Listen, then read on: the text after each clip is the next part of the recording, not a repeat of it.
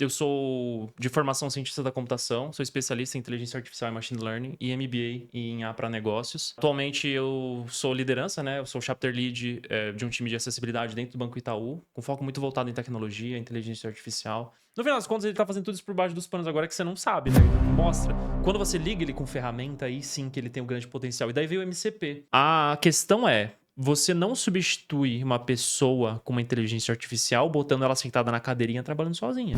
Então ele é bom para acelerar, mas eu sou muito a favor dos copilotos.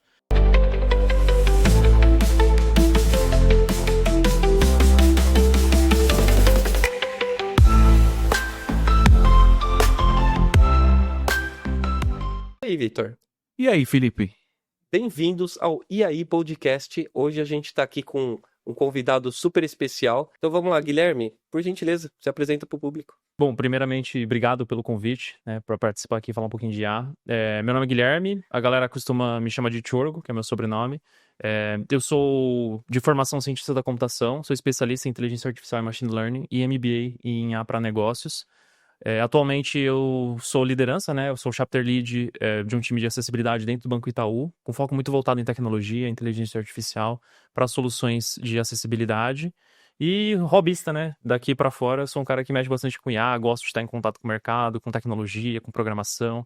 Tudo que tá de hype é bom a gente sempre olhar, porque a ideia é que a gente saiba responder as perguntas das respostas que são feitas, né? Então eu gosto de estar sempre muito bem contextualizado. Não, perfeito, um profissional completo, né? Dinâmico. IA e Machine Learning. Essa palavra ela sempre está associada à inteligência artificial, só que o pessoal tem muita dúvida, né? Na verdade, o que significa Machine Learning? Qual que é a diferença de inteligência artificial?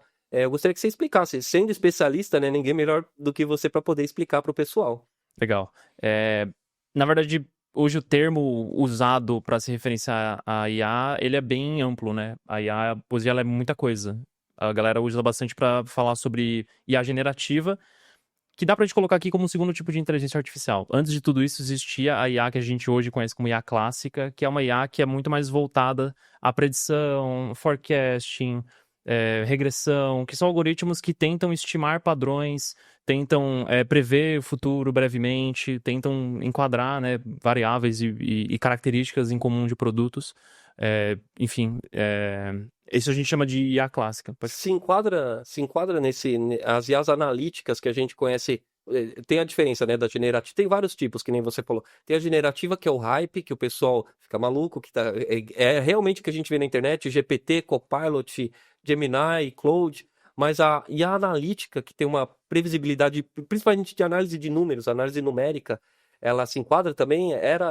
Os modelos antigos também se enquadram nas IAs analíticas? Exato. Quando a gente fala de regressão, de modelo de classificação, né, de dados estruturados, a gente está se referindo à IA clássica, né? Que é uma vertente um pouco, eu vou colocar aqui menos inteligente, talvez não seja essa palavra, mas ela não tem o poder, essa característica de criar coisas que faz ela parecer tão inteligente. Ela é uma IA que olha para números e ela identifica padrões e em cima dos padrões ela tenta levantar informações, tentar criar correlações e tudo mais. Isso é a IA clássica, que ela veio muito antes da IA generativa. A IA generativa ela é uma especialização que a partir, né, vamos colocar aqui, inteligência artificial, aí a gente vem com machine learning. Dentro de machine learning tem o deep learning, que era você tentar usar machine learning de forma mais profunda, com um conceito muito parecido com o comportamento do cérebro humano. E a partir do deep learning a gente começou a desenvolver a IA generativa, que, querendo ou não, é um subproduto do deep learning. Então, hoje o que a gente conhece como IA generativa, ela é um subcampo da inteligência artificial como um todo. Só um profissional realmente para dizer isso. Esses nomes são familiares para mim, como ele falou da parte profunda do Deep, mas eu realmente não tinha noção da compreensão de subproduto, foi como ele falou.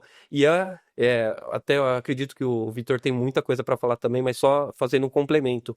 Como é interessante isso, né? O que viralizou, vamos dizer viralizou, o que caiu na boca do povo foi justamente a IA que tem essa que é mais conversacional, né? Porque justamente o pessoal se identifica, acha humano, acredita, inclusive, que tem sentimento, que tem uma ideia, que tem noção, que é um humano, e é simplesmente uma ferramenta que está calculando a chance e a probabilidade do próximo token. É muito doido isso.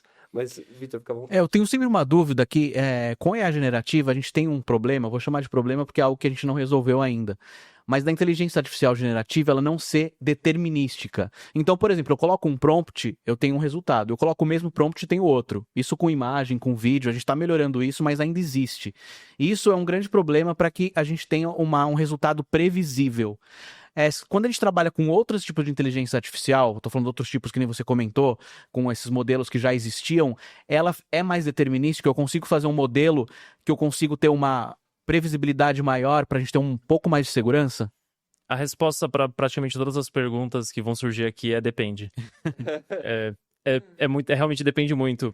Existem variáveis, existem formas de controlar o quão determinística ela mas no geral, às vezes é saudável você dar um pouco de margem de criatividade para ela talvez interpretar o resultado de uma forma diferente, talvez considerar algo que você não considerou. E tem muito isso, por exemplo, existem técnicas hoje de machine learning, que na verdade são técnicas até bem antigas, de você tentar estimar. Imagina um conjunto de dados. Esses conjuntos de dados, eles têm características comuns. Então vamos supor que eu tenho um gráfico, né, um plano cartesiano, bidimensional, e eu tenho uma variável que fala sobre o peso e outra variável que fala sobre a altura. Se eu olhar um panorama um panorama demográfico específico, eu vou ver alguns comportamentos similares. Eu vou ver pessoas que são mais parecidas, aqui falando de altura e de peso, do que outras. E aí eu consigo fazer agrupamentos diferentes. E quando você tem dados muito, muito espalhados, muito diversos, é difícil você saber exatamente a quantidade de grupos que você tem. E existem técnicas para você tentar estimar, como é um dado que você não conhece, você não sabe de fato qual é a relação entre as variáveis, você consegue estimar quais grupos, qual que é a quantidade ideal de grupos para eu justificar algum comportamento daquela população. Então você consegue dizer, essa população aqui, então, talvez deveria ser separada em 3 grupos, em 4 grupos. Você segmenta, né? Exato. Então, assim, você consegue abrir criatividade. Às vezes você está analisando um dado que você precisa de flexibilidade, você precisa considerar coisas que você não está considerando. Então, em vez de colocar 3 grupos, eu acho que eu vou colocar 5 para ver como ela se comporta. E aí você vai ver que ele vai usar a técnica de aproximação para dizer, cara, olha, esses grupos aqui, eles têm características mais incomuns do que outro, logo esses dados deveriam ficar juntos. E aí é capaz de você descobrir algo novo a partir disso, porque você considerou, né, você deu essa criatividade para ela de tentar criar um novo grupo. E com a generativa é parecido, né? Hoje você consegue ter um resultado determinístico se você colocar alguns parâmetros assim, diga exatamente o que eu pedi. Mudar a temperatura, né? Exato, que é a temperatura. Mas às vezes você pode abaixar um pouquinho isso aí para ele ser um pouco mais criativo, para o tom não ser tão repetitivo, então depende muito do contexto. Mas sim, assim, de forma geral, é passível de controlar. Mas depende muito do que você quer fazer. Não, você viu que a resposta vem com várias camadas, porque é assim, a gente tende a analisar, às vezes, cada um interpreta de um jeito, mas a gente tenta analisar de uma forma que a gente tenha uma resposta sim ou não para um problema, e ele é variável. A gente responde com sim ou não hoje em dia, né? Nada é tão Tudo determinístico assim. Nem essa própria pergunta a gente consegue responder. Exato. Eu respondi com nada, hein? A pergunta que, na verdade, assim, eu vou fazer um link, que é realmente, hoje a gente, vocês sabem, o pessoal que também sabe, eu sou instrutor na plataforma do Danilo Gatto, Profissionais do Futuro, que é uma escola, vamos dizer assim, não sei se pode chamar de escola, mas são alunos que estão estudando sobre inteligência artificial para aplicar na sua vida, ou na vida pessoal, ou de forma profissional, ou performar com marketing, ou criar os seus agentes e ter resultados mais rápidos, eficiência, análise de dados de forma mais automatizada, podendo consumir menos tempo. Nesse curso, nessa live que a gente deu uma live, todas as sextas a gente faz live, inclusive que está indo para o YouTube também, eu considerei isso mesmo que você falou, só que no modelo que a gente trabalha mais, Vitor, que é a parte audiovisual. Querendo ou não, a gente tem conhecimento, a gente precisa ter conhecimento, precisa estudar sempre, mas a parte audiovisual que a gente mais trabalha. Acho que o grande diferencial das ferramentas é o que você falou, a liberdade criativa que você dá para a ferramenta. Entretanto, precisa ter controle. E aí a importância de um bom profissional fazer essa configuração, entender essa segmentação. Você explicou muito bem na parte do LLM, né? Acredito que eu posso chamar assim até as IAs clássicas, todas são modelos de linguagem grandes, né? Hoje a gente vê modelos com milhões de tokens, é uma coisa impressionante, muito maior do que aquela época. Mas voltando para a parte de imagem, todo mundo aqui conhece, a grande parte de quem está assistindo também, o Midjourney. O Midjourney é uma IA que tem muito recurso, só que ela já disse nas últimas atualizações no V7 que ela não quer criar texto consistente. Ela, não sei se ela desistiu ou ela mudou a estratégia dela, porque ela é uma IA muito eficiente em entregar a liberdade criativa e um traço artístico muito único. Você não consegue ver outros trabalhos de inteligência artificial que tem a liberdade criativa dela. Só que é uma liberdade criativa controlada, porque se você, acho que o Vitor sabe, se você utilizar o Flux do CREA, por exemplo, meu, é como o Bock falou, o Bock veio aqui e falou, IA faz arte ou não? Ele falou, é um liquidificador. Eu, com certeza o Bock deve estar vendo também, eu vou falar para ele, eu entendi depois por que foi dito um liquidificador, porque o Flux entende os padrões, pega o modelo e ele replica em 3 segundos, 3 ou 4 segundos ele faz o diffusion para organizar os pixels e joga. E como não tem controle, às vezes vem assim as mãos meio bugadas, meio que uma coisa que você não teve aderência ao teu prompt, ele não entendeu direito, ele jogou por causa do time, realmente. Agora, o Midjourney tem um trabalho que você pode ver no modo fast, ele demora 15, 16 segundos para te entregar. Então, esse Diffusion, ele tem um controle maior, apesar de você ajustar o Stylize lá, você dá mais liberdade para ela, sem dizer os mood birds, né? Um aluno me corrigiu, é mood birds que fala, não mod birds. Os alunos estão espertos até nisso. Então, eu acho que isso é importante, né? Você ter controle, mas ter qualidade ter liberdade, perdão, mas ter controle nisso. Essa é a importância de um bom profissional, correto? Se você segmentar errado, você tem um resultado errado também. Legal. E até conhecer um pouco do detalhe das nuances, né? Por exemplo, a LLM. LLM a gente fala de texto. A gente nunca usa LLM para falar de um modelo de imagem, por exemplo, um modelo de vídeo. E é um detalhezinho assim que na conversa você saca, putz, cara entende mais do que esse aqui sabe a aplicabilidade disso aqui. Porque, no final, quando a gente fala de LLM, a gente tá falando desses modelos hiperparametrizados, com dados absurdos de um monte de coisa. Mas hoje em dia a gente tem, por exemplo, as SLMs, que são os Small Language Models. São modelos pequenininhos, que quando você fala, vou criar um agente, e você tá usando ali OpenAI, modelo 5, com 10 bilhões de parâmetros, e você tá gastando, sei lá, 50 centavos por requisição, basicamente. De dólar.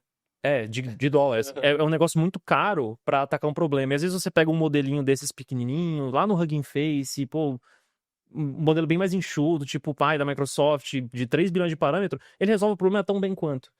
Então, assim, é uma sacada que você começa a pegar quando você começa, de fato, a ter experiência prática com aquilo. Quando você olha pra teoria, é o quê? É ChatGPT, é Code, é Copilot, você ouve muita buzzword, mas no fundo, o que vai realmente diferenciar um produto bom de um produto mais ou menos é o quão refinado aquilo é pro problema que você quer atacar. Eu já vou entrar numa polêmica aqui. Eu fui essa semana num evento de inovação jurídica e eu até gostei de algumas empresas, alguns escritórios e algumas startups que estão trazendo novidade um pouco diferente do ano passado, mas ainda está muito limitado. Eu acho que principalmente esse mercado jurídico e principalmente a parte de financeira, de bancos, que tem uma preocupação com segurança, não está evoluindo tanto, talvez por algumas amarras exatamente de segurança. Eu queria que você contasse um pouco na sua experiência dentro de um banco, como que essa parte da segurança trava um pouco a inovação. Olha, eu acho que é um trade-off válido, né? Sacrificar velocidade em função da qualidade. A gente tá falando do Itaú, o maior banco da América Latina. É muito complicado você criar uma solução para aproveitar um hype, para aproveitar algo que tá na moda, que é sexy, que tá todo mundo falando sobre, em detrimento de qualidade ou até mesmo de segurança, sabe? E não é nem a questão regulatória, é compromisso que você tem com o cliente, sabe? Quando a gente tá falando de um banco continental, é muito complicado você colocar questões sensíveis de talvez vertentes que você nem conhece direito. Por exemplo, eu tô usando um GPT, pra onde tá indo esse dado que eu tô colocando ali, ó, meu cliente é XYZ e ele é desse tipo, ele tá... O que eles vão fazer com esse dado? Tá no contrato, tá lá na política de privacidade que essa informação ela tá segura ou não? Enquanto essas questões não estão extremamente claras, claro, esse é o caso mais tranquilo de se falar, mas existem questões muito profundas que a gente precisa analisar de privacidade, segurança. Às vezes até éticas também, né? Tá falando de mas éticas também. O Itaú tem um pilar da cultura que é ética inegociável. É um negócio assim que não existe questionamento. Do estagiário até o diretor, todo mundo tem que ser ético. E o que você está fazendo com a sua ética quando você coloca um modelo de inteligência artificial que você mal conhece, uma tecnologia tão nova, que tá todo mundo falando sobre, que tá todo mundo querendo ver aplicabilidade num contexto onde você não pode se comprometer dessa forma, sabe? Você não pode colocar o teu cliente nesse risco, você não pode acabar gerando um problema absurdo Uhum. para surfar uma onda de algo que a gente não sabe como vai ser o futuro, sabe? Uhum. Então eu acho que no final das contas é uma troca muito justa. Eu concordo que desacelerar às vezes vai te dar muito mais benefício do que tentar surfar uma onda que você não tem capacidade ainda de surfar, sabe? Uhum. A gente tem que ter bastante pé no chão, né? Porque assim, o que a gente vê na internet, de verdade, não é um. Não é. A gente sabe que existe muito alarmismo.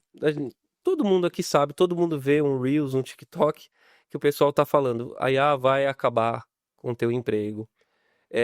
Acabou, agora é de vez, gente. Agora sim. Fica até o final que eu vou te falar. Eu vi esses dias assim, o GPT-5 vai roubar o seu emprego e botar a sua família toda na sarjeta. Sabe, os negócios assim que você fala, até onde isso aí é factível, né? Então, assim.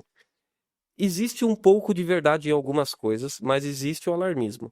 A gente sabe que a rede social funciona quanto mais tempo você ficar na plataforma, mais chance dele replicar o código e ir para outras pessoas e de receber o like, porque no final você recebe a informação. A gente entende essa estrutura. Então, quem tem essa ideia de como funciona qualquer plataforma de vídeos curtos, qualquer plataforma, tem essa mesma lógica. Você passa a pegar esse assunto e começar a colocar no mundo real. Vamos fazer esse exercício aqui. A IA generativa. Vamos voltar para o modelo generativo e vou fazer só um disclaimer que você falou do SLM. Conheço muita gente que se diz muito especialista e nunca nem ouviu que existe SLM.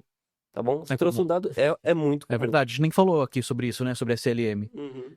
Se você quiser comentar um pouquinho sobre algumas SLMs qual modelo funciona melhor para cada tipo de ação, seria interessante também. Eu quero realmente ouvir muito sobre isso e vai ser importantíssimo que o pessoal saiba também, porque não existe só LLM. Só para concluir, vamos fazer esse exercício rápido, sendo bem realista e pé no chão. Porque você me falou exatamente, não surfar na onda. Isso que me deu esse. Porque é uma empresa e uma empresa bem instituída, não colocar o carro na frente dos bois, né? Então você tem que ver o que realmente é factível e o que não é.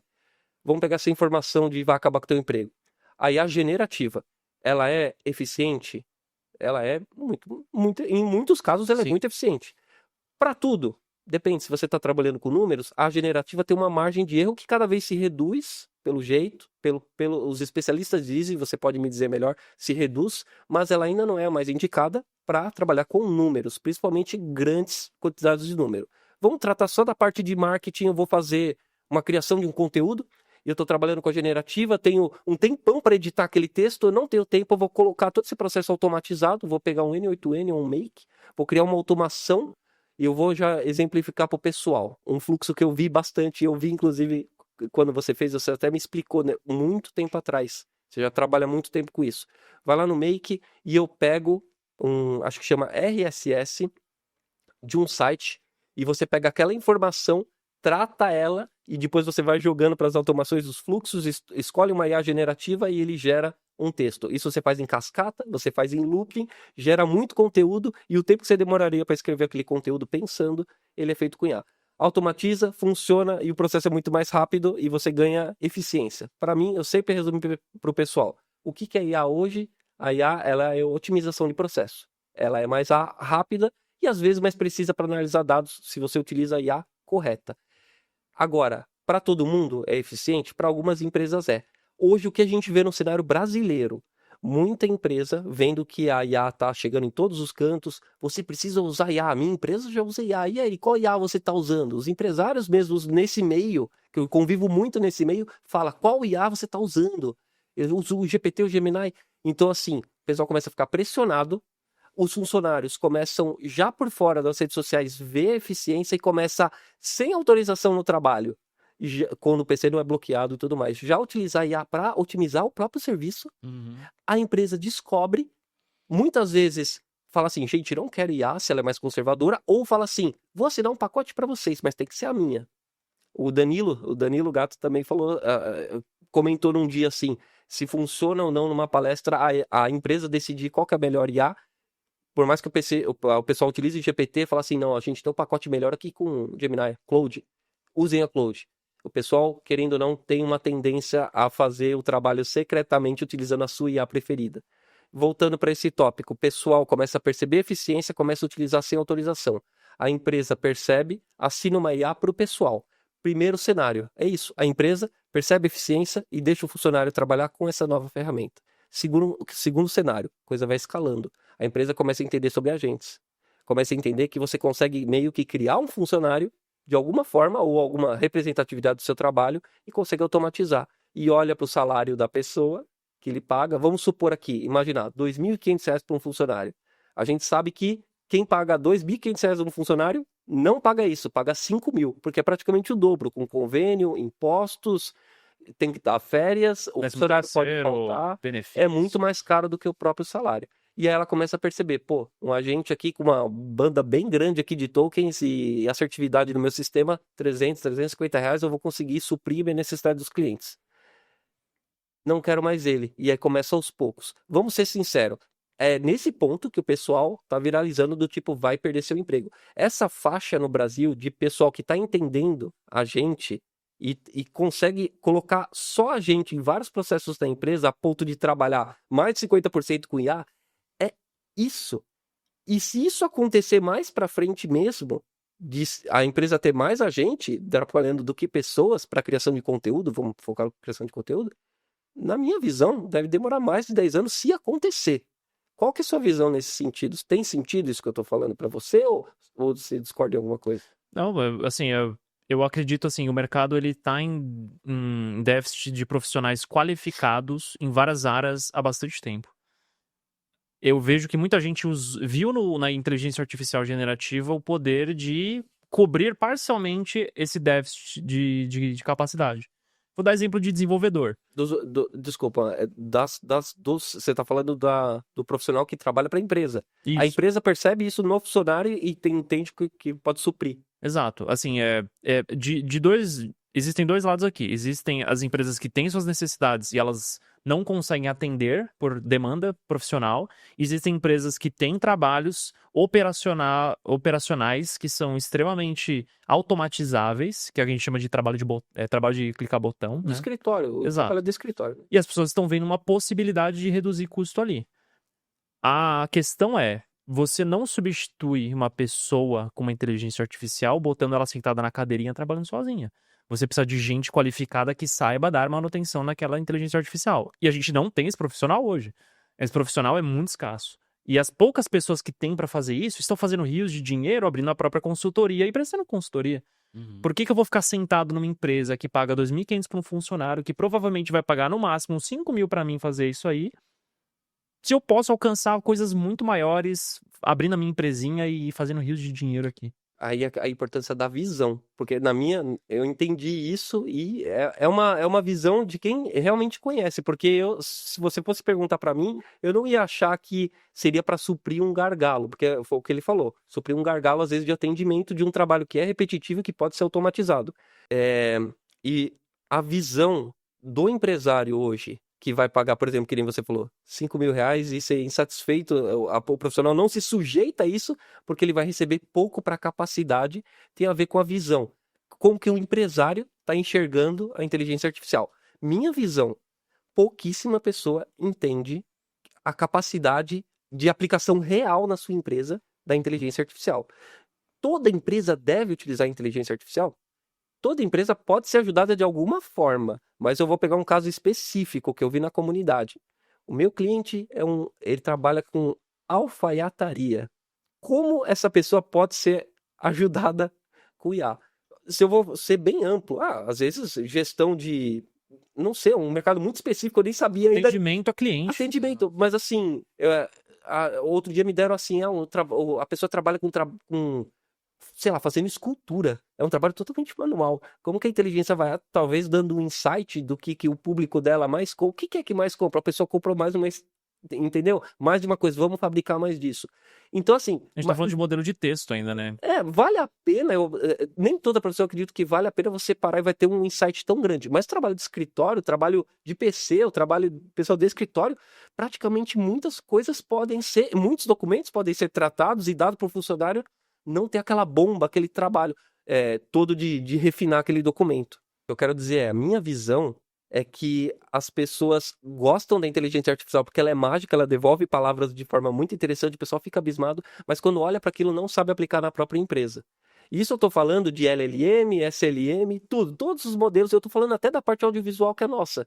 A empresa, ela não sabe que ela consegue não pagar o Adobe iStock e gastar, não sei, mas R$350 para 10 imagens, ou às vezes mais ou menos, dependendo do pacote, e fazer a própria, às vezes com IAs gratuitas, e com o trabalho de um profissional conseguir fazer de graça um corte que você tem. Então, assim, na sua visão, aí eu vou deixar você livre com esse monte de pergunta para falar também sobre a SLM, mas assim, você acha que o empresário, que o profissional brasileiro hoje entende o que é IA aplicado no negócio? É difícil de responder. Acho que a resposta depende de novo. Depende. A IA, ela é muito atrativa. O show-off absurdo, né? Você pede um negócio, é como se fizesse um cosplay de um bilionário com ansiedade, né? Você pede um negócio e ela vai fazer na hora pra você correndo e vai estar minimamente funcional, às vezes, né? E, assim, acho que impressiona muito mais ela ter dado um resultado muito rápido do que, de fato, o resultado que ela deu. E aí eu até tava conversando com um colega esses dias e ele falou assim, nossa, eu usei ali Vibe Coding pra fazer eu não sei o que ele pediu pra fazer, um aplicativo, uma coisa do tipo. Ele falou, cara, foi lindo, assim, ele fez de ponta a ponta um negócio maravilhoso, mas no final não compilou e não tava funcionando. E não tinha proteção de dados. Mas assim, foi impressionante, foi lindo de ver o negócio acontecendo. Então eu acho que isso acaba atraindo muito mais as pessoas do que, de fato, o resultado daquilo. E aí, assim, você pode ver isso em blog, tem muito blog hoje do Medium que é escrito por ChatGPT. E você lê o negócio e você fala assim, caraca, não tem nenhum conteúdo aqui, é só um monte de palavra jogada. E vou fazer uma ressalva. Você consegue perceber que o GPT é por causa daquele hífen que ele nunca tira. Ninguém escreve com aquele hífen. Bota um emojizinho no começo, sabe? Uns negócios assim. Ou muito emoji. Tem algumas palavras. É o novo gerador de Lero Lero, né? Se pensar. É o Lero Lero Generator moderno, mais inteligente. E assim, tem umas palavras que você lê no texto e você fala assim, cara, ninguém usa essa palavra. Por que isso aqui tá num texto de um cara de TI no Medium, sabe? Então, assim, eu acho que acaba sendo muito mais sobre o potencial, o que ela faz, né? Essa demonstração de força, do que de fato o resultado. E acho que isso é o grande problema hoje. A gente não tem pessoa pra realmente avaliar se aquele resultado é de qualidade ou não. E isso acaba sendo o grande problema. Aqui no segundo episódio que a gente teve, Felipe e Guilherme, a gente falou sobre a vertical e a horizontal. E eu tava pensando o seguinte, eu acho que essa discussão atrasou um pouco por conta de tantos players no mercado tentando fazer e as pessoas não querem fazer uma IA própria. Eu vejo muito essa discussão. Se falava, não, você tem que ter sua IA própria para você poder ter segurança, para você poder ter especificidade no seu trabalho, para você fazer algo focado. E aí eu vejo que muita coisa não evoluiu. Eu não sei se é porque esses players de mercado estão discutindo tanto que a pessoa não sabe se vai pelo GPT, se vai pelo Claude, se vai pelo Gemini, não sei qual solução que ela usa para fazer essa IA vertical, para essa IA específica, né? Então eu queria que você contasse um pouquinho sobre esse tipo de coisa, como funciona uma IA própria e quais as vantagens que a gente tem de ter uma IA própria e uma IA que a pessoa pode usar para tudo, uma IA horizontal que serve para muitas coisas.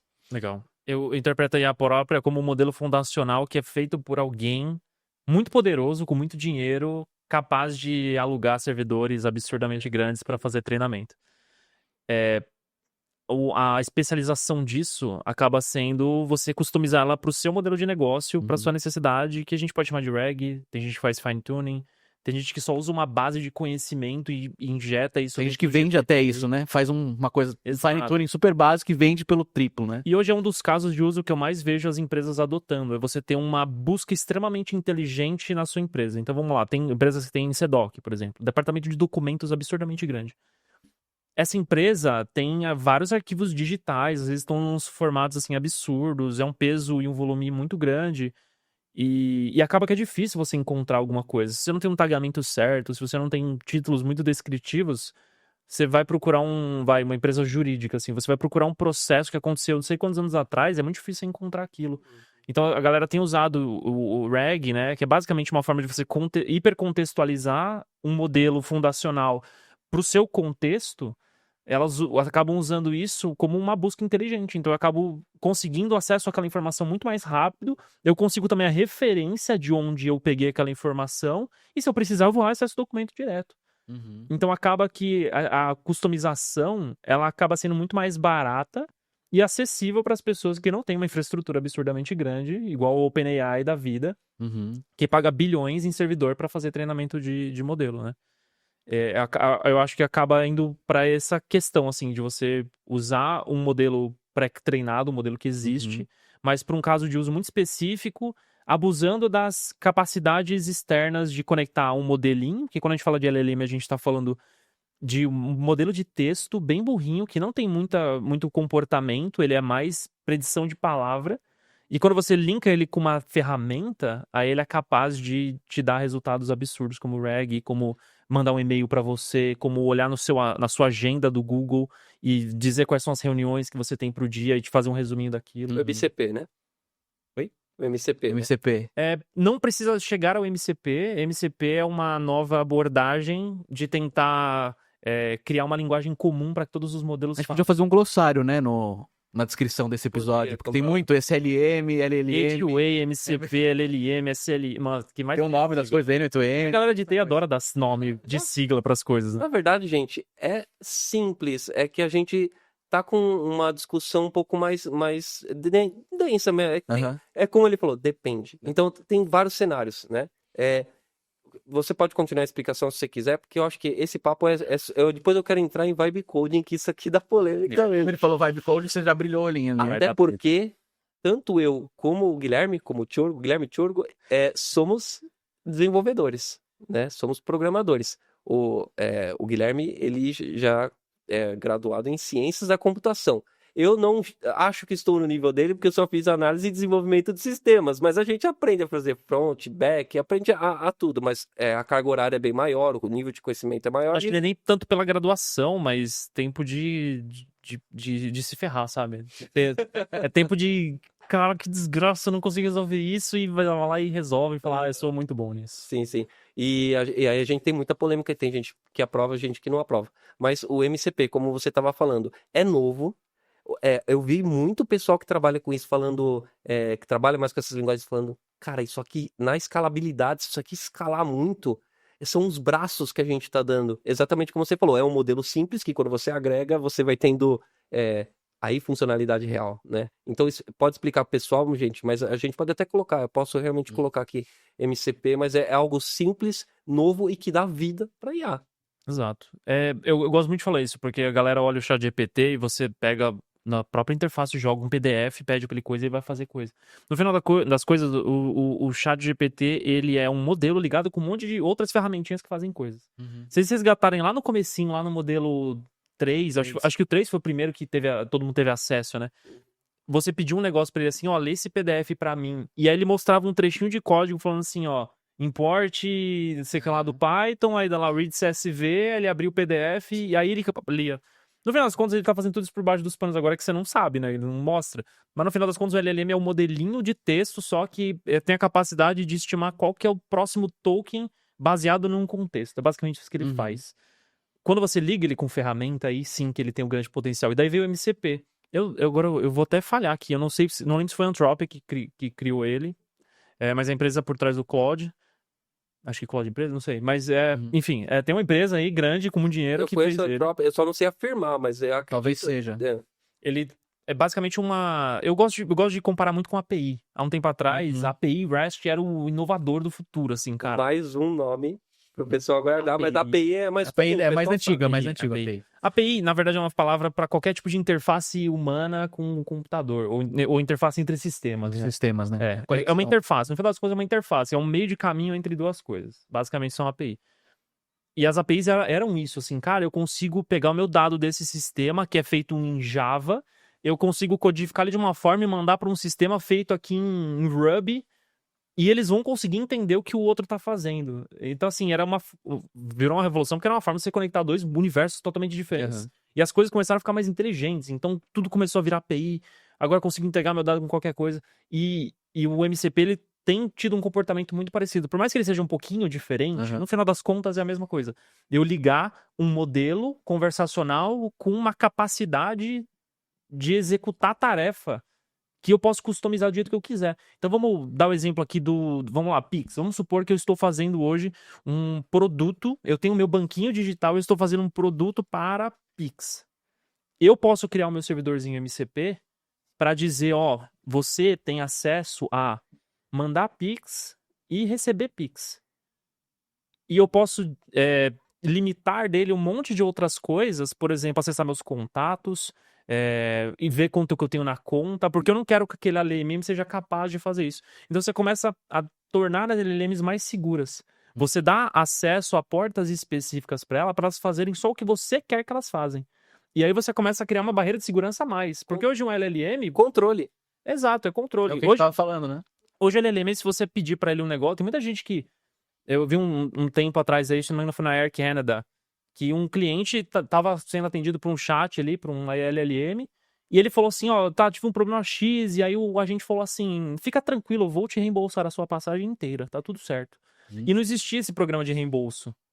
E aí ele me respondeu, o que o cara fez? Printou e processou, falou, agora eu quero. Mas foi uma alucinação. Foi uma alucinação. E assim, foi baseado na conversa. Então, quando eu crio um servidor MCP que é limitado nesse contexto, eu evito que as pessoas consigam acessar vulnerabilidades. Porque eu falo, não, eu só posso fazer o que está descrito aqui.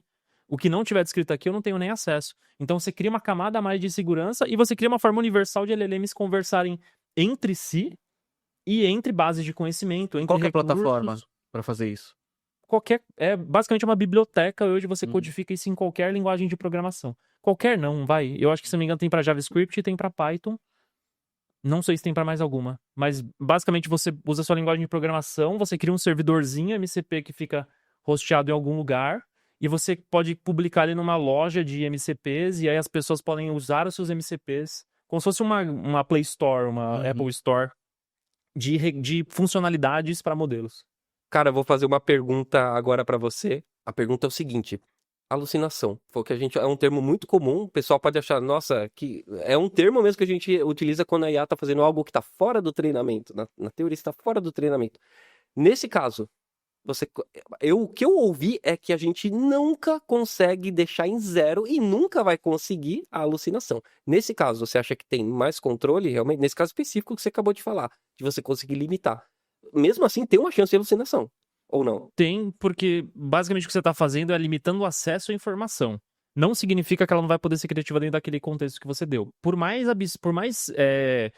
direto e reto que ele seja, ela tem uma janela de criação. Porque o que ela está fazendo? Ela recebeu uma palavra, ela vai pegar essa palavra e ela vai tentar estimar probabilisticamente qual que é a probabilidade da próxima palavra ser aquela. E aí ela vai ver assim, ó, de todas essas que eu tenho, a probabilidade maior é dessa daqui, então eu vou colocar ela em seguida. Então ele sempre vai ter essa janela. Por mais que beleza, mas a chance a quantidade de palavras que você tem para estimar são só 3. Ela ainda tem 3 vertentes para seguir. Então ela vai conseguir. Entendi. Tudo bem que você reduz pra caramba, e os modelos eles são super calibrados para que você pedir um negócio, ele vai ter aquele negócio. O exemplo do ChatGPT-5. Tem gente que pergunta um negócio complexo, ele responde em uma frase, ponto, e acabou, sabe? Então, você acaba limitando ela de certa forma, mas 99,999, sabe? Aquilo é aquela curva exponencial, assim. Você tem cada vez mais chance de fechar o contexto para ela não alucinar, mas existe uma chance dela alucinar ainda. Sempre vai existir. Você achou que o ChatGPT-5 melhorou a alucinação? Como é que foi? Melhorou, alucinou. Não, mais ou menos. Vou fazer só uma ressalva. A alucinação foi o que o pessoal... Vou cortar de novo porque eu dei uma gaguejada. A correção é o seguinte: a alucinação foi o que o pessoal teve achando que agora é o 5 e não sei o quê. E o que a gente viu foi exatamente efeito rebote. O pessoal não tá muito contente. Todo mundo tá falando isso. Eu não sei se alucinar é a palavra, porque ele é intencional. A alucinação a gente bota como um acidente, vamos colocar assim. Mas o que o GPT-5 estava fazendo é algo intencional, que basicamente, né, para quem não entendeu a discussão, o que ele estava fazendo? Ele tinha basicamente 3 modelos diferentes, um modelo bem burrinho E bem burrinho mesmo, você olha os benchmarks, eles são horrorosos. Um dos piores modelos já feitos, assim, comparados com outros modelos da Tá atualidade. falando dos modelos numéricos, não se ele é de raciocínio ou se ele... 4? É que 4.1? Não, é o 5 mesmo. É aquele modelo, é aquilo que a gente fala. Eles fizeram vários treinamentos diferentes com modelos diferentes. Então ele tinha um modelo pequenininho, bem burrinho, que respondia direto e reto. Ele tem outros 2 modelos muito bons, e nos benchmarks eles são realmente muito bons. Só que eles são selecionados ao acaso. Ao acaso não, mas ele interpreta se a sua pergunta deveria usar um modelo bom ou um modelo ruim. E, obviamente, que ele queria usar um modelo ruim, porque é mais barato, mais econômico. E ele acabou jogando pra baixo muita pergunta que era relevante para um modelo ruim. E aí, isso que geralmente gerou impacto. E além disso, eles tiraram aquela sua capacidade de escolher o modelo que você quer usar. Antes você selecionava, putz, saiu o 4O, eu quero usar o 4O, você vai lá e seleciona o 4O. Agora voltou, né? Você viu que voltou ontem. Voltou. Mas, se não me engano, voltou só pro Premium, né? Ou voltou pra todo mundo já? É porque eles têm Pro. duas assinaturas, o Pro e o... Eu acho que pra trocam- todo mundo não tá Eu acho liberado que ainda. voltou pro Pro, a partir do Pro. Gente, para vocês que estão vendo, tenta recordar, o GPT antes do 5, ele tinha lá no canto superior esquerdo, você selecionava o modelo. Eu gostava muito de utilizar o O3 Mini. 3, O Mini não, o O3 realmente, porque era o modelo de raciocínio, dava respostas mais elaboradas, e isso tem um alto processamento. Por quê? Você precisa trocar mais dados, mais custo de energia, aciona mais a GPU lá, nos Estados Unidos, provavelmente, né? E mais gasto para eles. E esse controle na mão do usuário que estava deixando a carteira deles para baixo. Agora eles falaram, o modelo seleciona automaticamente interpretando a sua pergunta. Só que o modelo, você falou de modelo mais burrinho, vamos dizer o modelo que pensa menos? É o modelo mini. É o mini, o modelo reduzido. mini. É um modelo mini, é um modelo reduzido. Ele é treinado com menos parâmetros do que o E intencionalmente agora ele tá acionando mais o Mini. Não, Exato. você pode Mas, dizer, assim, se hoje você fizer uma pergunta, ele vai te responder em 2 segundos. Sinal que ele é um modelo de menos processamento, que ele tá pensando menos, é o mais Mas barato. eles fizeram alguma otimização também para as respostas serem maiores. Mas o grande problema é que ele estava subestimando qualquer pergunta. As perguntas eram jogadas para o modelo genérico responder. E as respostas ficaram imprecisas, ruins. E assim, você bota na ponta do lápis, de fato, você lança um modelo novo, todo mundo vai querer usar o modelo novo. Por mais besta que seja a sua necessidade, você vai querer usar o modelo novo. E isso encarece muito. Então, por um lado, ele é benéfico, porque ele vai, por exemplo, a galera tá falando muito do caso do obrigado. Muita gente no final manda obrigado. E ele gastava, sei lá, 80 milhões de cálculo de token ali pra responder de nada. E aí ele falou assim, eu tenho um custo aqui, eu preciso otimizar de alguma forma. E aí ele fez isso. Só que esse auto-roteamento entre modelos acabou jogando muita gente que não deveria estar usando Mini pro Mini. E acho que isso que gerou a grande polêmica. E querendo ou não, é uma economia de energia inteligente. Mas assim, eu pergunto, a conta foi reduzida? Vocês estão pagando menos de mensalidade do ChatGPT? Não, até porque a gente é brasileiro e paga em dólar, né? E assim, Mas não esse paga- custo, ele não tá sendo repassado pra quem tá usando. Ou seja, é uma economia que ela, no final das contas, ela é burra. Ela tá beneficiando alguém que tá ganhando muito dinheiro com isso. Ela tá aumentando a margem de lucro com o acionista. Mas no final das contas, ela não tá te provendo nada bom. Assim, ela, na verdade, ela piorou. E isso que foi revoltante. Eu vi galera no Reddit, que eu sou um usuário de Reddit. Assíduo.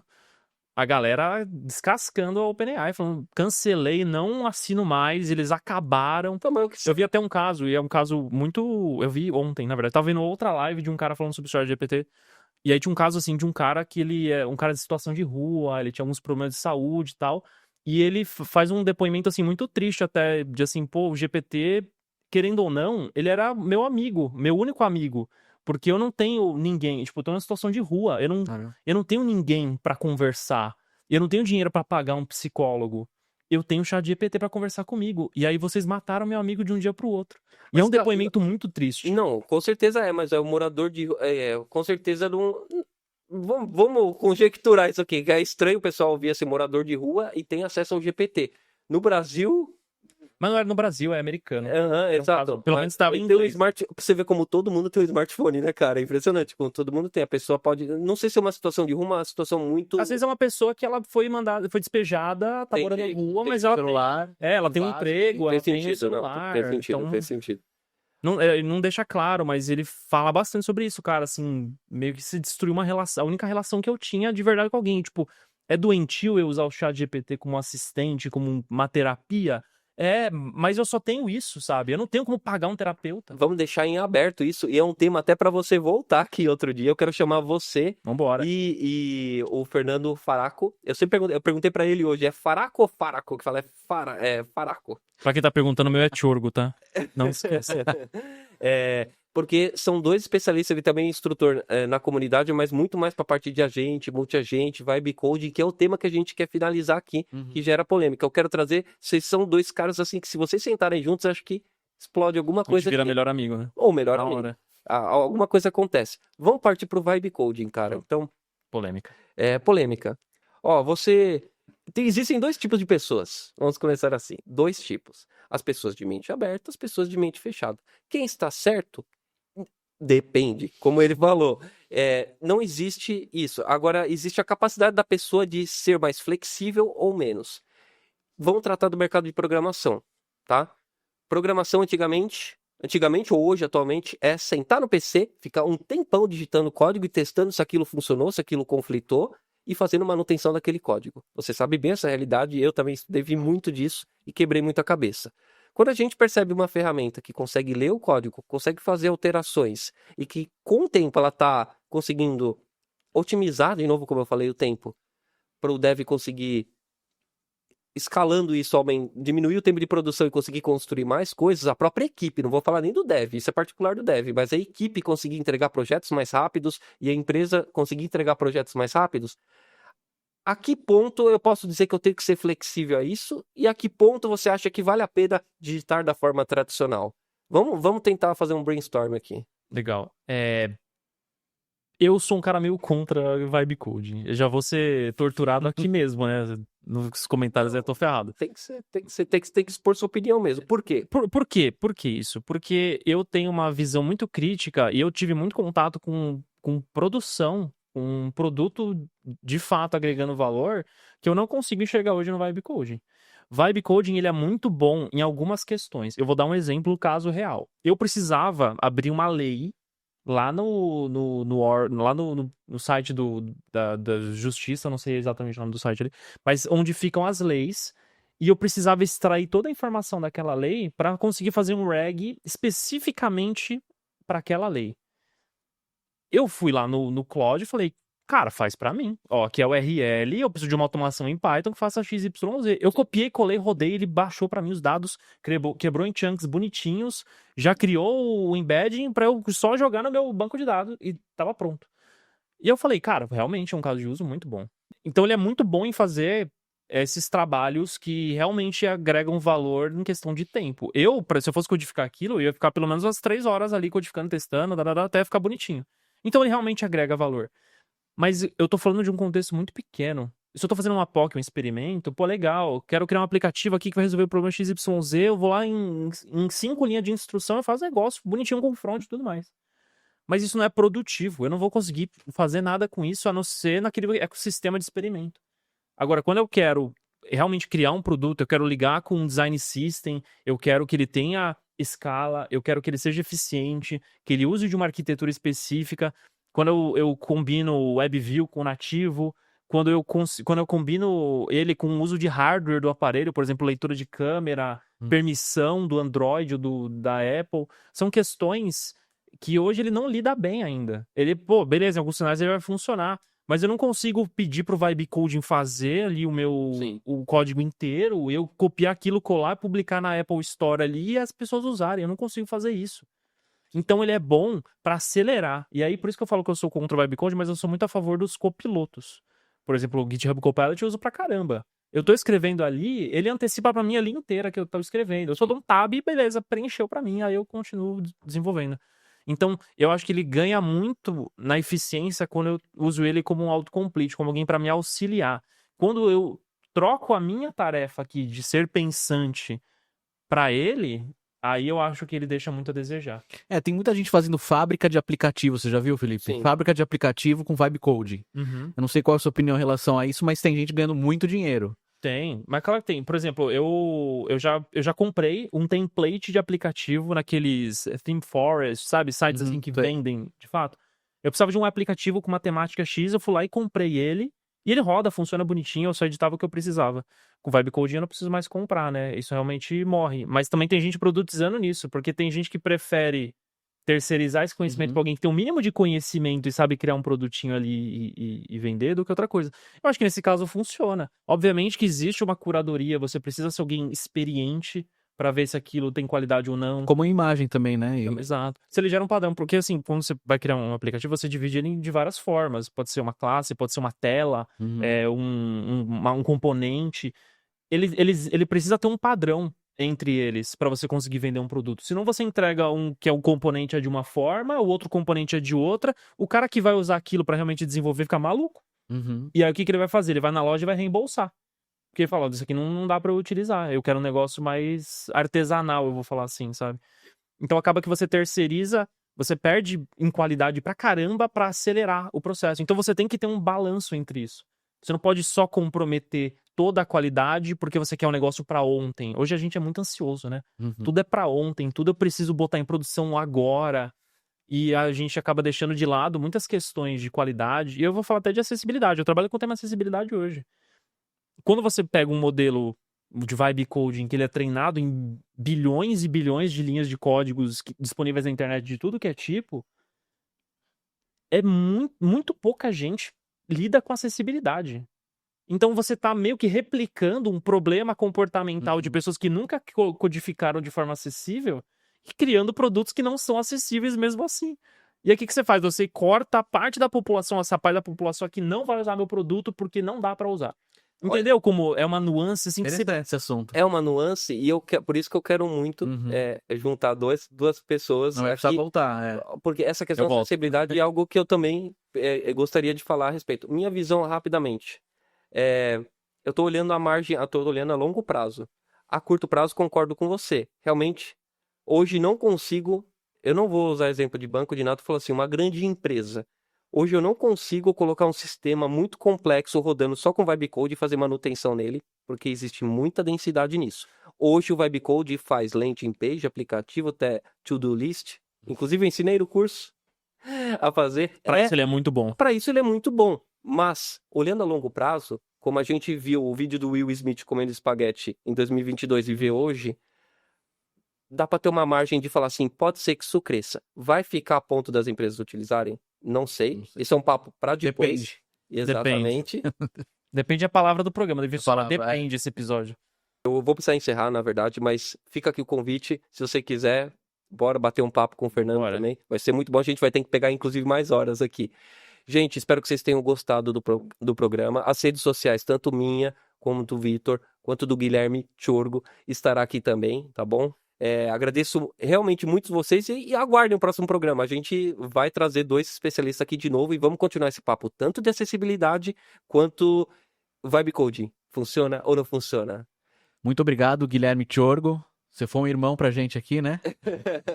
E até a próxima aí. Tá convidado pra vir aqui pra gente falar muito mais. Valeu, o prazer foi meu. Quando precisarem, me chamem, tô aí. Algum recado pro público? Algum específico? Não acreditem no Vibe Coding. Brincadeira. Acreditem, mas usem com responsabilidade. Perfeito. Depende. Obrigado, gente. Obrigado. Valeu.